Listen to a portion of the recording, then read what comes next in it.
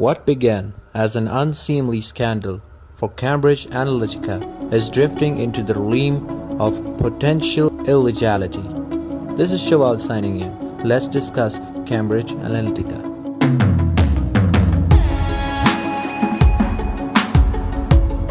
Last week, former Cambridge employee Chris Willey recalled an interview how the data mining firm took discreet steps to comply with US campaign finance rules, establishing its operation with deliberate finesse.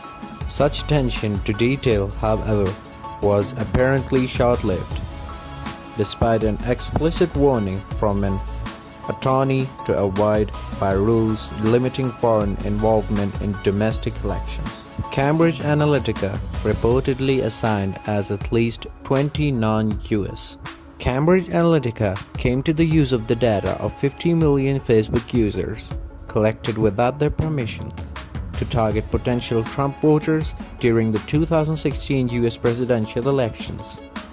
We are also tracking the ongoing fallout from the scandal, which has engulfed Facebook and its CEO Mark Zuckerberg in an unprecedented backlash.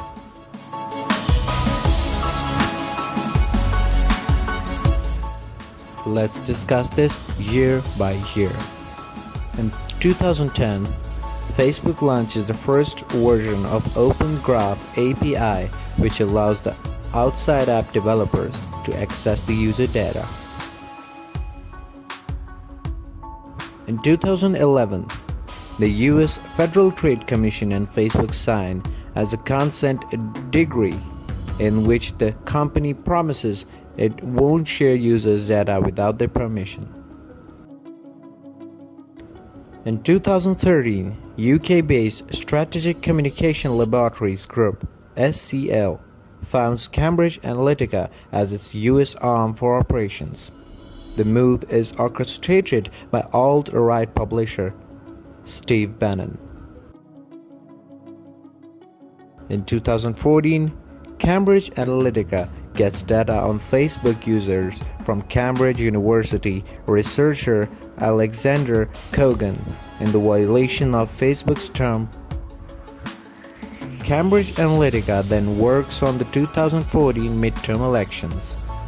Christopher Willey, a data scientist who helped build Cambridge Analytica and would go on to be the key whistleblower in the scandal, leaves the company in July.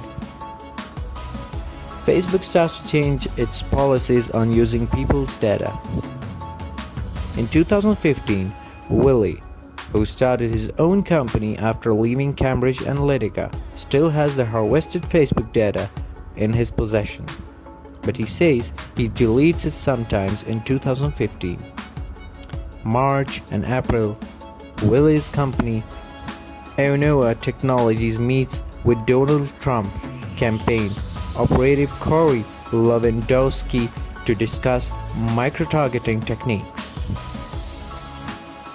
In November, Bloomberg reports that the pro-Brexit campaign group Leave EU, headed by Nigel Farage, has hired Cambridge Analytica.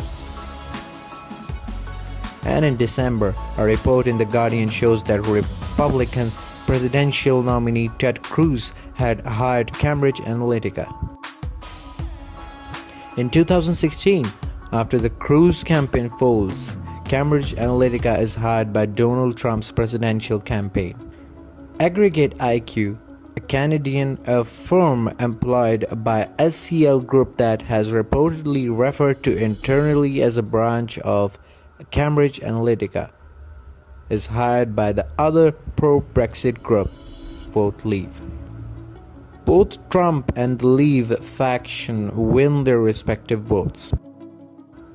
In 2017, Special Counsel Robert Mueller requests files from Cambridge Analytica in relation to Russian interference in US presidential elections, the Wall Street Journal reports. In March 2018, blockbuster reports from the New York Times and the Observer show that the scale of data harvesting by Kogan and Cambridge Analytica was much bigger than the previously thought. Cambridge Analytica is in a lot of trouble. Its executives are caught on tape boasting about using shady and illegal practices in their work in multiple countries. After days of silence, Mark Zuckerberg finally responds to the scandal. Lawmakers demand Facebook explain itself, while regulators and other officials launch investigations into its actions. The company also faces a boycott from users and anxiety from investors. Concluding the discussion, I will say that we should be aware of the further destruction that can be caused in the future. Spread this video as much as you can to remind each and every individual of the facts discussed. This is Shawal signing off. Thank you for watching.